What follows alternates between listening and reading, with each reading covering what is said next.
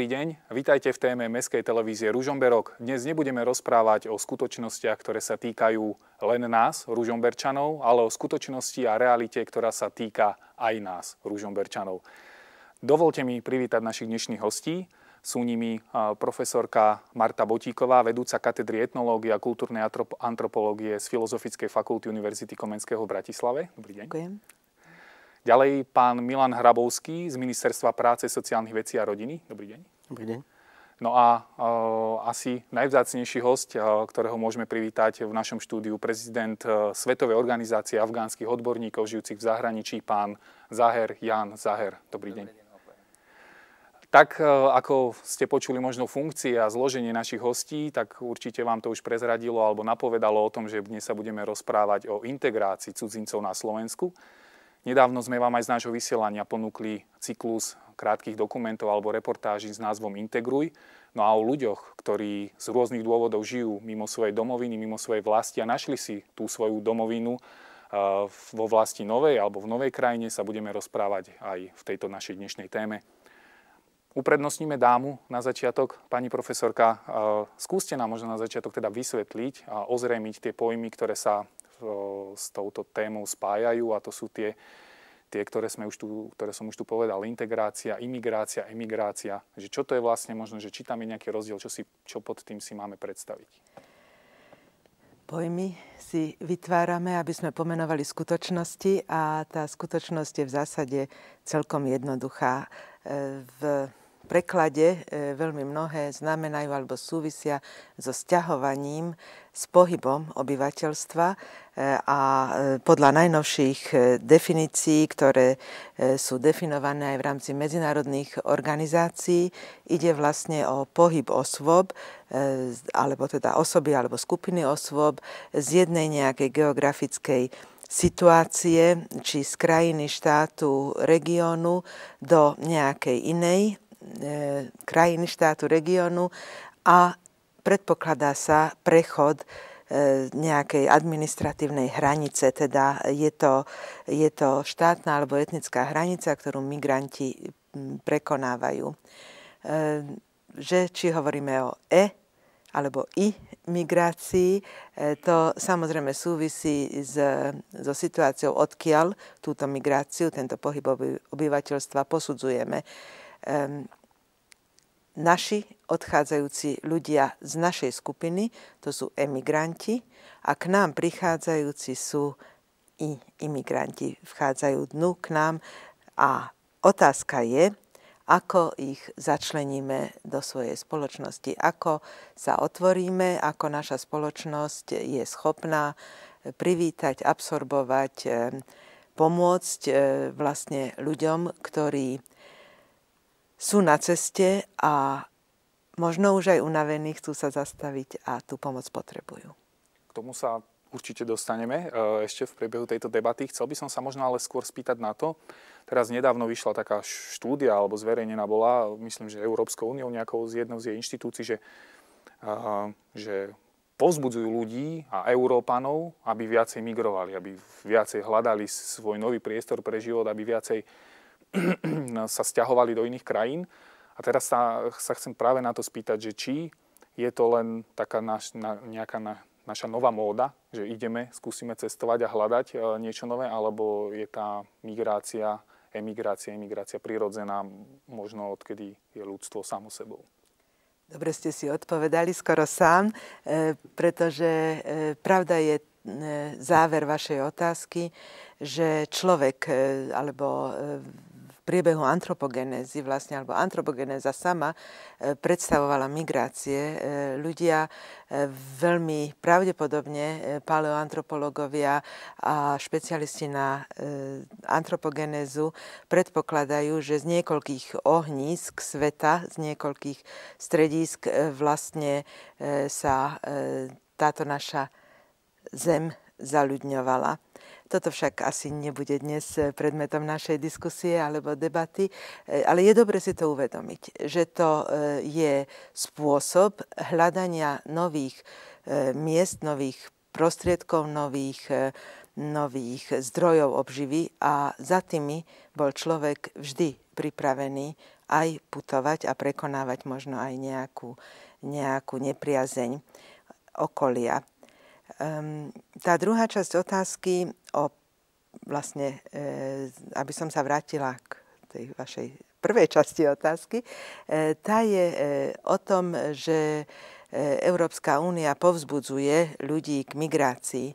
Migrácia, ako každý spoločenský jav, má samozrejme svoje kladné aj záporné stránky a je veľmi dobre zdôrazňovať práve tie kladné stránky a možno práve v súvislosti s pohybom pracovnej sily, s nejakým takými globalizačnými, multikultúrnymi trendami. To sú všetko také ideálne predstavy a skutočne ako tá pridaná hodnota migrácie, ktorá obohacuje aj tých, ktorí cestujú alebo putujú, aj tých, ku ktorým prichádzajú. No a že je toho v súčasnosti viac, tak to samozrejme súvisí s rozvojom možnosti cestovania. A ja len chcem pripomenúť aj tú okolnosť, že nás to prekvapuje. Nás to totiž prekvapuje, lebo máme v nedávnej živej pamäti vlastne akúsi uzavretosť.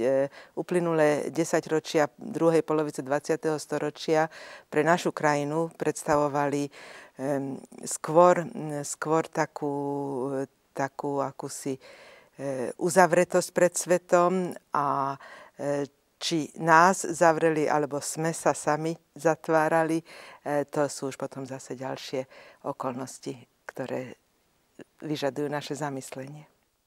Spomenuli ste tie klady na zápory, že teda migrácia má kladné aj záporné stránky, alebo teda dôsledky a potom následky následné. Pán Záher, ako to bolo vo vašom prípade? Vieme, že ste v podstate dnes už viac než 20 ročia žijúcim Slovákom, alebo teda Slovákom, ktorý sa stal Slovákom potom, ako prišiel z cudzej krajiny, z Afganistanu. Takže ako to bolo vo vašom prípade? Prečo ste prišli a našli ten svoj nový domov práve u nás? V mojom prípade bolo tak, že ja som prišiel za učil štúdio na Slovensko, vtedy ako za Československo. Ja by som hovoril, že nie je to ľahko emigrovať do cudzej krajiny. Prečo ľudia emigrujú? Aj k tomu, keby som troška sa obrátil. Je tam rôzne varianty, ekonomické varianty, politické varianty, nebezpečenstvo, keď v niektoré krajiny situácia sa zmení, napríklad v Afganistane, keď už 30 rokov, vyššie 30 rokov tam vojna existuje. Aj u ostatných krajiny, aj k tomu, že ľudia odchádzajú za krajiny za účel štúdiu, za účel prácu. A tým pádom, ako ja som konkrétne prišiel za účel štúdia tu na Slovensku a to som už potom dostal občianstvo Slovenskej republiky, som sa oženil, mám svoju rodinu a tak spôsobom, ako som ďalej svoj život predstavoval a žijem tu na Slovensku. Ale sú aj takí ľudia, v rámci Slovenskej republiky sú dve skupiny, ako Afgáncov, ktorí žijú tu na Slovensku, približne okolo 350 Afgáncov žijú na Slovensku. A z tých by som povedal, že tak 50% bývalých študentov sú, ktorí študovali a skončili svoje školy a tu žijú, majú svoje rodiny a niektorí tak 50% na posledných pár rokov, ktorí emigrovali z krajiny a prišli na Slovensku a žijú tu a majú svoje azylové pobyty, ako rôzne pobyty majú a tu žijú na Slovensku. Čo potrebuje cudzinec vo vašom prípade, keď ste ním ešte boli pred tými viac než 20 rokmi, povedzme od štátu, od okolia na to, aby si povedal, že zostanem tu? Potrebuje vlastne nejakú pomoc, alebo čo potrebuje v tom momente, aby ho to presvedčilo, že zostanem tu? Určite každý človek, keď ide do cudzej krajiny, potrebuje pomoc. A hľadiska človek musí sám pochopiť, že čo potrebujem, keď chcem ostať na Slovensku. Poprvom, jazyk by mal sa naučiť, to je jednoznačne. A druhá vec je, aby trošku človek poznal svoje práva a povinnosti v danej krajine. A keď hovoríme už o integrácii, to znamená, že treba prispôsobiť na tú kultúru, zvyky, tradície, ktoré žijeme v danej spoločnosti. A keď viac ako tu, keď človek nevidie, že ako spôsobom pomôcť sám sebe, určite sa obratí na niektoré mimovládne organizácie a na štátne organizácie, ako sa obratí, ako že keď na administratíve niečo potrebuje a pýta sa o pomoc a treba sa naučiť, ako niektoré podmienky, ktoré ako Slovenská republika pre imigrantov majú. A tým spôsobom sa vidie, ako sa pomôcť jeden druhého. Pán Hrabovský, odznelo tu, že teda obrátiť sa na mimovládne organizácie alebo vládne štátne organizácie. Vy práve zastupujete ministerstvo tu v tejto debate, takže ako to je z pohľadu štátu? Čo vlastne štát môže ponúknuť takýmto ľuďom, ktorí si hľadajú nový domov? Áno, pre vyjasnenie jedna len otázka, že kto je to cudzinec? To je človek, ktorý nemá slovenské štátne občianstvo a slovenská legislatíva rozlišuje dva typy cudzincov, dá sa povedať. Prvý sú občania Európskej únie, napríklad občania Českej republiky, a druhí sú občania tretích krajín. Napríklad pán Záher z Afganistanu, z tretia krajina. Takže každý vstup do našej krajiny musí byť legálny a teda musí sem človek prísť v zmysle našej legislatívy, ktorá rozoznáva na tri pobyty. Napríklad jeden z tých pobytov je, že za účelom zamestnania, za účelom štúdia, za účelom práce a podobne. A jeden taký dôležitý inštitút je, že ľudia, ktorí prichádzajú z vojnových oblastí, dostávajú od Slovenska azyl. Teda Slovensko im ponúka bezpečný prístav, pretože v krajine, z ktorej prichádzajú, im hrozí smrť alebo nejaké fyzické násilie a podobne. Takže prvá odpoveď na tú otázku je, že Slovensko ponúka uľahčenie pobytu na našom území ľudí, ktorí prichádzajú z rizikových oblastí sveta. To vyplýva z toho, že Slovensko už nie je uzavretá krajina, sme súčasťou sveta, súčasťou globálnej spoločnosti. Takže keď sa v istom kúte sveta niečo deje, dopadne to skôr či skôr na Slovensko a my ponúkame humanitárny azyl. Zároveň človek, cudzinec, ktorý je na Slovensku a má jeden z týchto pobytov, by sa mal integrovať a štát by mu mal v tom pomáhať, pretože to pochopiteľne v záujme štátu. Sú tu isté vládne materiály, vládne koncepcie a podobne. Prioritný alebo prvorady podľa tých legislatívnych základov je jazyk, pochopiteľne, ako povedal pán Záher. Veľmi dôležitá je aj pracovná integrácia, aby daný cudzinec mal z čoho žiť a podobne. A potom postupom času, po istých rokoch, si cudzinec môže nárokovať na slovenské štátne občianstvo, na ktoré nie je právny nárok, ale môže sa proste získať za splnení istých okolností, istých podmienok a ten človek nadobúda slovenské štátne občianstvo a už nie je cudzinec. A slovenské štátne občianstvo zaručuje dotyčnému človeku voľné cestovanie v celom schengenskom priestore, v celom priestore Európskej únie. Pán Záher, obratím sa teraz ešte na vás. Z hľadiska toho, čo hovoril pán Hrabovský, z toho, čo musíte v podstate splniť a každý cudzinec, ktorý chce prísť na Slovensko, musí splniť. Bolo z tohto pohľadu pre vás osobne ťažké získať, splniť tie podmienky a získať to občianstvo, alebo ani nie? V mojom prípade nebolo tak ťažšie, ale vidím, ako chodívam medzi zahraničným, ako by som hovoril, azylantom, ktorí žijú na Slovensku a diskutujeme s nimi, rozprávame s nimi. Máme také prípady, že ktorí majú 7 rokov, 8 rokov, až 10 rokov azyl majú tu a nemajú doteraz za tých 10 rokov, za tých 7 rokov trvalý pobyt nemajú. Teraz nevidia tie azylanti, čo máme robiť, že nie je motivácia tam pre nich. Že my keď stále hovoríme napríklad tých Afgáncov alebo iných cudzincov, keď sa stretneme, stále im hovoríme, že treba sa naučiť najprv ten jazyk a vidieť svoje práva a povinnosti ako v danej krajine, keď chcete tu ostať. Každý hovorí, že keď ja nemám pobyt tu, trvalý pobyt, nemám tu a vôbec keď mám taký tolerantný pobyt, alebo mám taký, teraz momentálne dávajú aj 3-mesačné pobyty, tým pádom nikdy nezískavajú nejakú prácu, nikto ho nezamestná na tým pobytom, čo majú teraz. A nevidia tí azylanti, že čo bude ďalej s nami, ako máme sa naučiť ten jazyk, alebo nie. Nás vyhostí, alebo ostaneme tu. Tým pádom to je trošku také administratívne problémy, ktoré existujú na Slovensku. A okrem toho, v mojom prípade nebolo tak ťažšie. Ja by som hovoril, keď som skončil školu, tým pádom aj ten jazyk som sa naučil až tak. Neviem rozprávať, písať, ako keby som... Ťažko je, ako keď nie je materinský jazyk, to určite je ťažké, hoci aký cudzí jazyk ťažšie je. Hlavne slovenčina nie je to ľahší jazyk. Ale snažíme sa, aby sme sa naučili, aby sme mohli do tej spoločnosti prispôsobiť a vidieť, čo máme právo, čo máme povinnosti. A tým spôsobom žijeme tu, máme svojich priateľov, máme svoje rodiny. Také problémy už konkrétne my nemáme, by som hovoril príkladom sebe.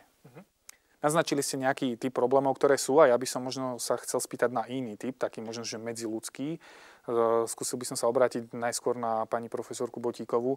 Ide mi o to, že či Slováci, možno z vašej praxe, a či necítite, že Slováci majú alebo nemajú možno predsudky voči ľuďom, ktorí k nám prichádzajú, ktorí sú pre nich v podstate cudzí. Či už možno, že rečou, farbou pleti, správaním, zvykmi, že či sme Slováci otvorení takýmto novým, alebo ani nie.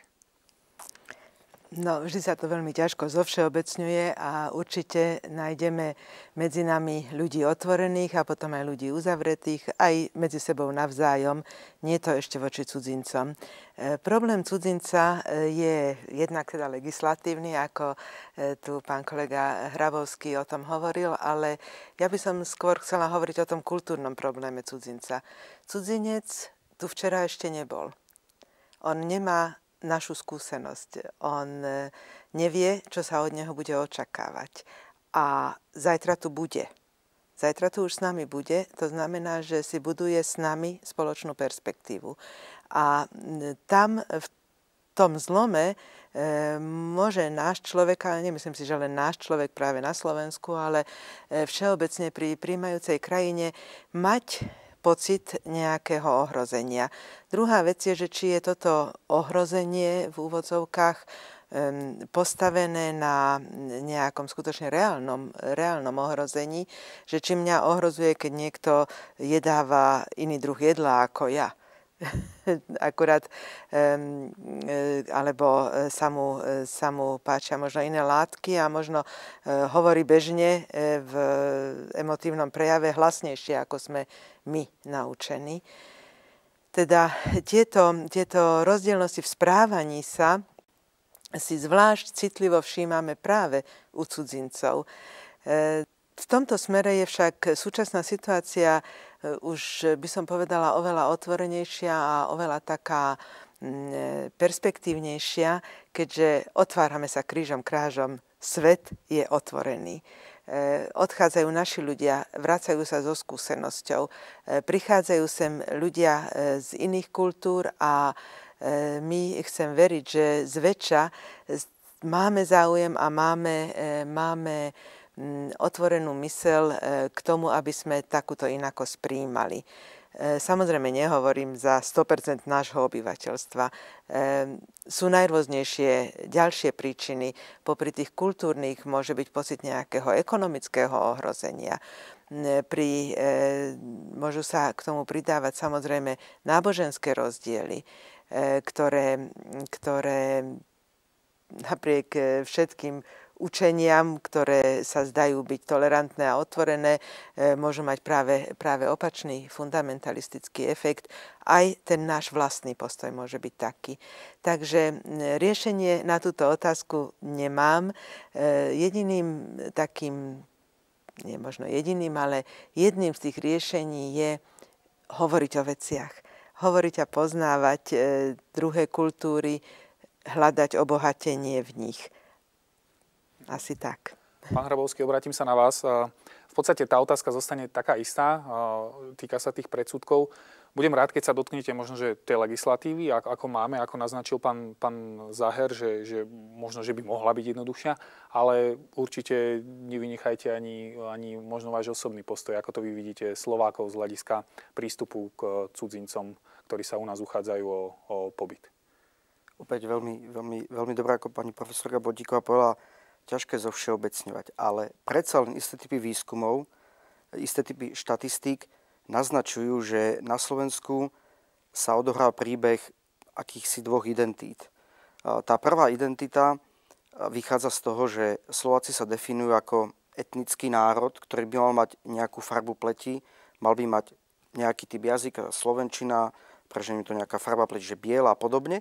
A zároveň na druhej strane je tu rozvíjajúca sa občianska spoločnosť. To znamená, kto má slovenské občianstvo, je Slovák bez ohľadu na farbu pleti bez ohľadu na to, že jeho napríklad slovenčina nie je dokonalá a podobne.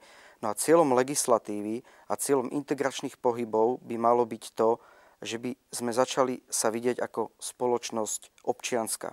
Aby sme chápali toho druhého človeka tak, že keď má občianstvo Slovenskej republiky, že je to v tomto prípade náš človek, ak tak môžem povedať. Je to občan Slovenska, je to Slovák. Teda mali by sme človeka definovať cez legislatívu, cez tú občiansku spoločnosť a nie človeka cez tú etnicitu, že ty máš inú farbu pleti a teda nie si Slovák. Alebo ty rozprávaš ináč, nie si Slovák a podobne ináč sa obliekaš. To je typ uzavretej identity, ktorá produkuje veľmi veľa predsudkov. A tá legislatíva, teda otázka na vašu odpoveď je cieľom integračných politík, ale aj vôbec toho, aby Slovensko rástlo ako kultúrna a tolerantná krajina, je aj tá cesta budovať tú občiansku spoločnosť. Pán Záher, ako to bolo vo vašom prípade? Ste tu, myslím, 23 rokov, ak sa nemýlim. Najprv teda to bolo Československo, potom Slovensko. Ako vy vnímate ten vývoj Slovákov, v tomto prípade Slovákov? Boli sme iní pred tými 23 rokmi, možno k prístupe k vám, k vašej rodine a iní ako dnes? Meníme sa? Sme možno, strácame nejaké zábrany v prístupe k ľuďom, ktorí nie sú Slovákmi od narodenia? Ja by som povedal, nejaké zmeny sú určite, ako čím Slovenská republika ako stala členom Európskej únie. A aj celkovo tá globalizácia, ako predbieha, dopredu ide, ako zmeny tam zastalo väčšina. Ja len stále hovorím o tom, že ako treba ako viac rozširovať medzi Slovákmi, že ako spôsobom spolupracovať s cudzincami, ktorí žijú tu na Slovensku. Napríklad, čo sa stalo teraz naposledy nedávno v Londýne, v Švajčiarsku, a tým pádom už trošku taký ako strach vznikne, že ako, čo by bolo s tým cudzincami na Slovensku v budúcnosti, možno tak to bude. A keby sme nechali tak, určite tak to bude aj tu na Slovensku, by som hovoril. Ak by sme spolupracovali s tým cudzincami, aj tí cudzinci musia vidieť svoje právo, povinnosti a musia vidieť, integrovať do tej spoločnosti. A tým pádom, ja si myslím, že tým pádom ešte uľahčiť tú prácu pre budúcnosti.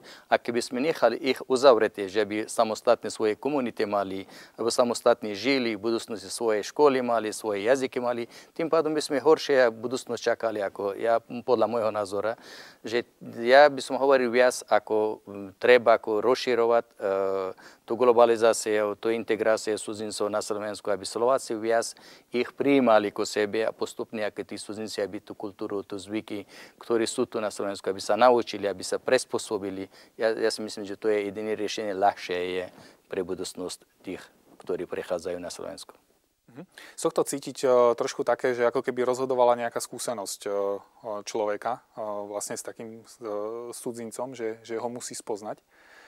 Práve na to by som sa chcel možno nadviazať, spýtať možno pani Botíkovej. Čítal som teraz nedávno jednu knižku alebo časť z nej a tam sa písalo o tom, že vo väčších aglomeráciách sú ľudia ako keby takí viac, nechcem povedať, že prispôsobiví, ale viac otvorení práve takýmto veciam oproti napríklad vidieku a menším mestám, kde tá skúsenosť nie je taká bohatá.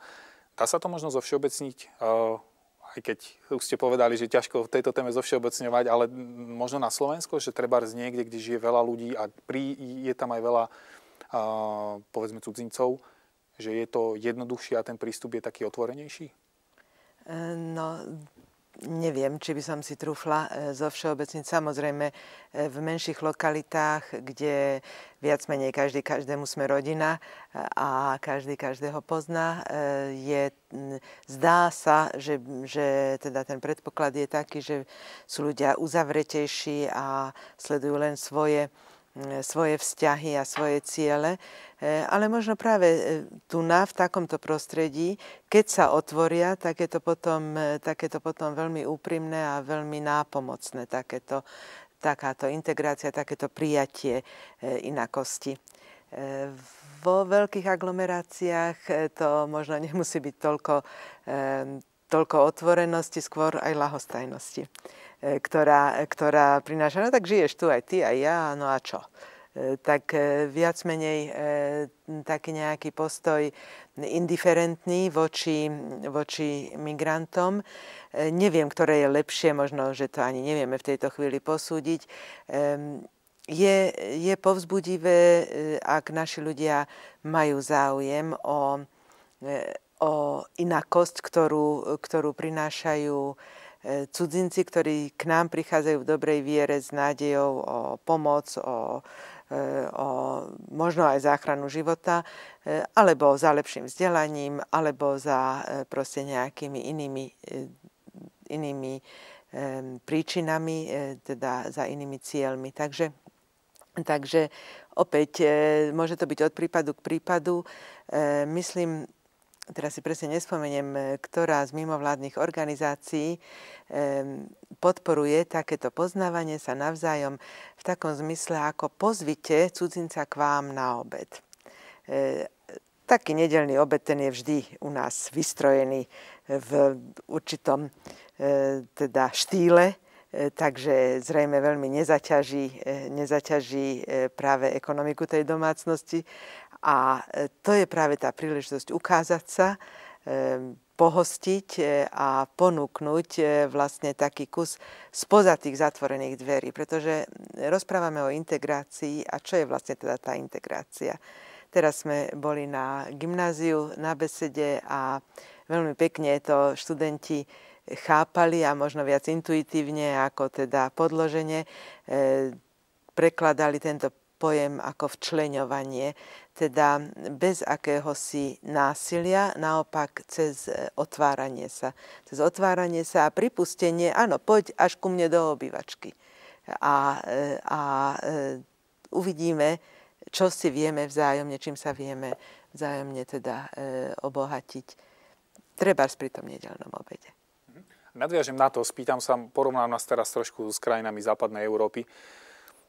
Nemecko, Rakúsko, Holandsko, možno, že najmarkantnejší prípad je Veľká Británia, Londýn, obrovské kozmopolitné mesta, kde možno v tom Londýne tam asi neexistuje národnosť na svete, ktorá by tam nežila. Takže má možno Slovensko perspektívu, šancu stať sa niečím takým, a možno nie až v takom meritku, ako je to vo Veľkej Británii, ale máme šancu byť naozaj taký otvorený, taká otvorená krajina podľa vás, z vášho pohľadu?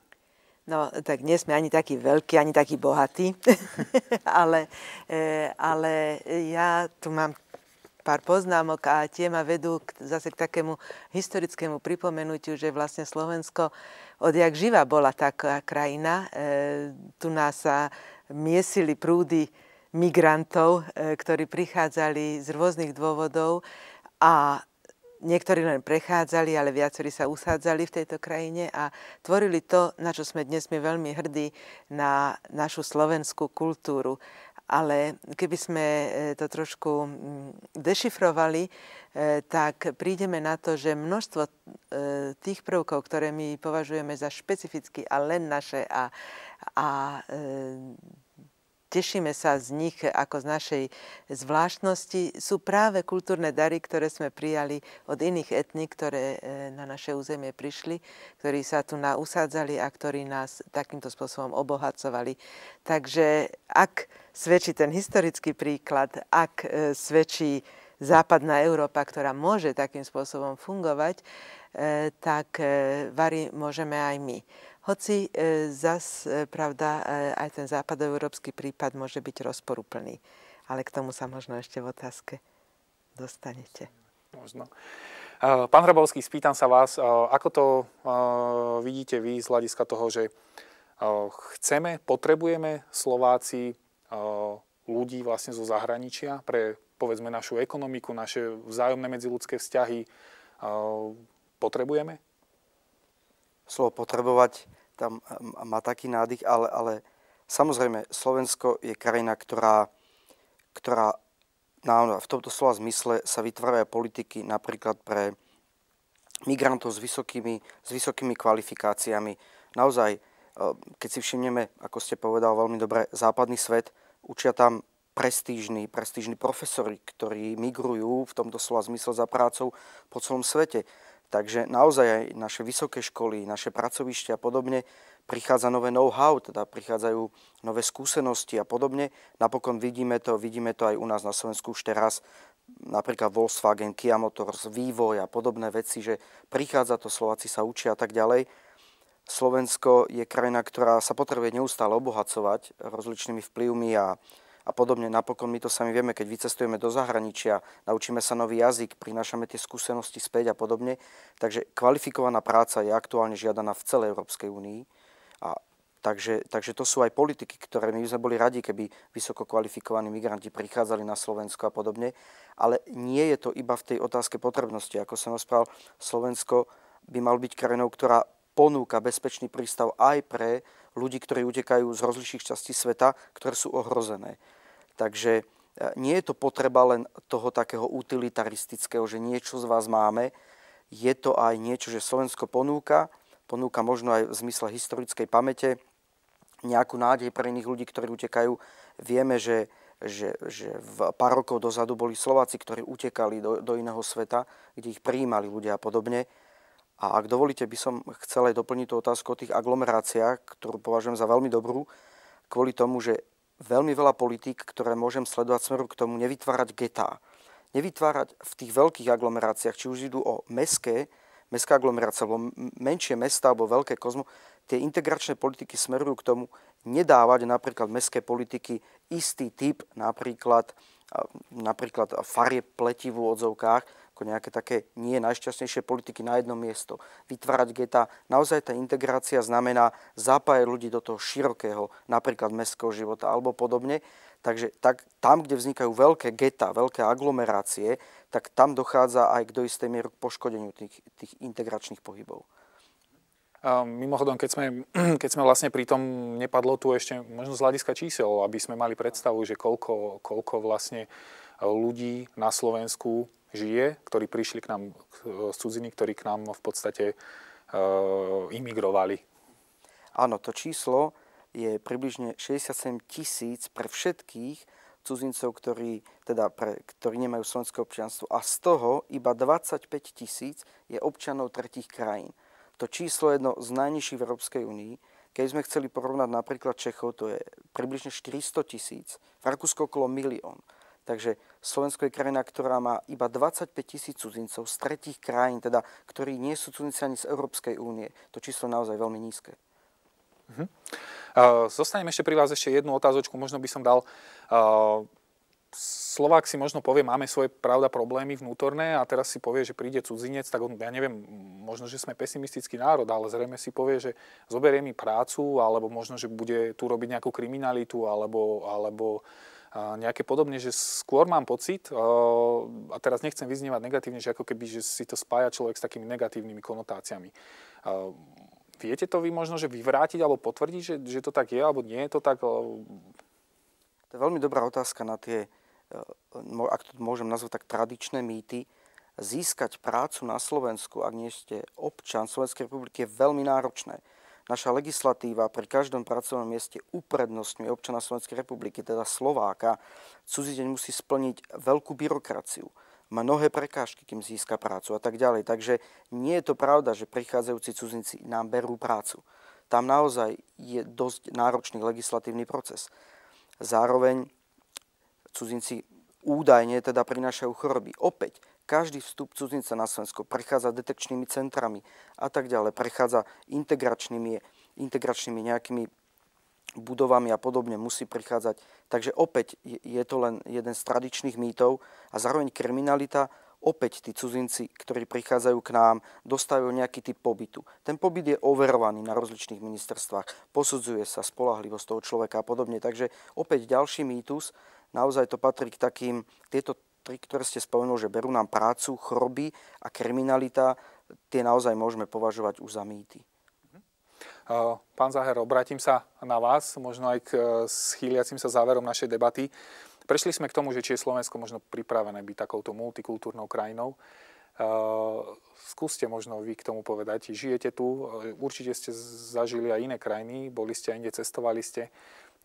Poznáte život svojich vlastne rodákov, ktorí žijú v iných, spomínali ste tu, že žijú aj v iných krajinách, v iných štátoch. Takže ako je to z vášho pohľadu? Je Slovensko pripravené byť takouto možno kozmopolitnejšou krajinou trošku?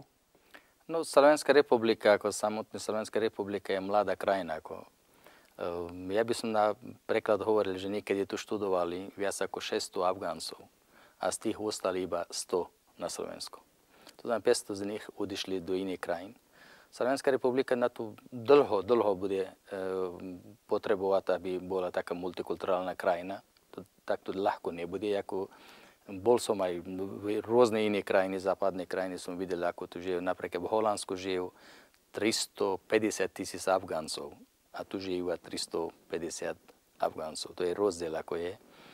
A Slovenská republika pri väčšine azylantov boli ako také tranzitná krajina, ktoré prechádzali tu, alebo získali nejaký pobyt, alebo nezískali pobyt, utekali do západnej krajiny, väčšina z nich.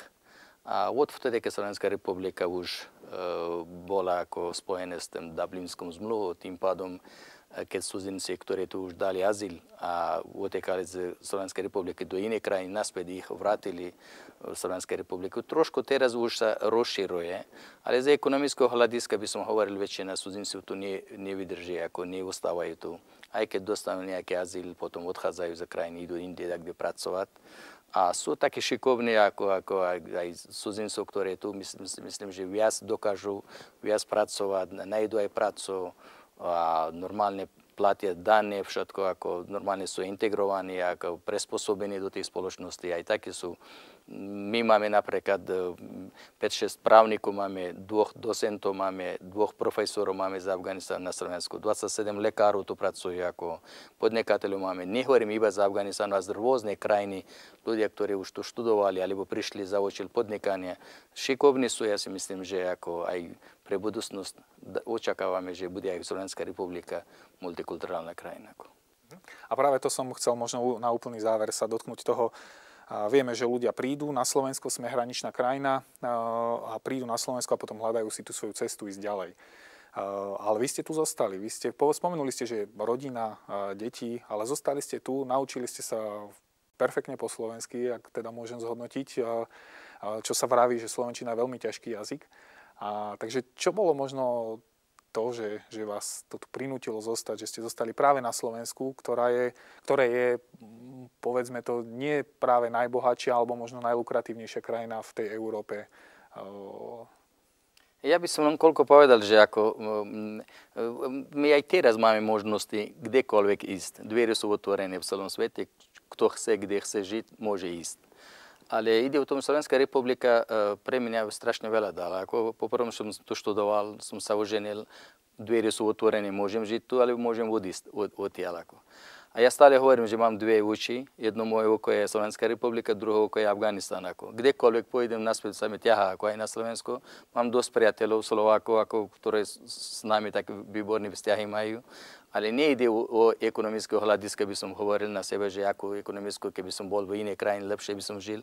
Ale ten priateľský vzťahy, ten slovenský národ, by som hovoril, že taký väčšina, ako sú také priateľské vzťahy majú a sú ľudia, ktorí človek vidie ako do tej spoločnosti, ako s nimi spolu žiť.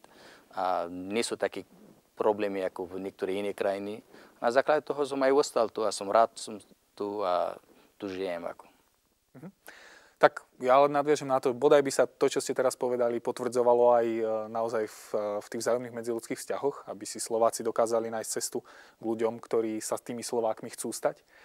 No a dáma a páni, dovolte mi poďakovať vám za vaše názory, postrehy, za to, že ste prišli sem k nám do štúdia podebatovať si o tejto, myslím si, že náročnej téme. A my, vážení televízni diváci, sa vidíme opäť v téme niekedy na budúce. Dovidenia. Ďakujem pekne. Dovidenia.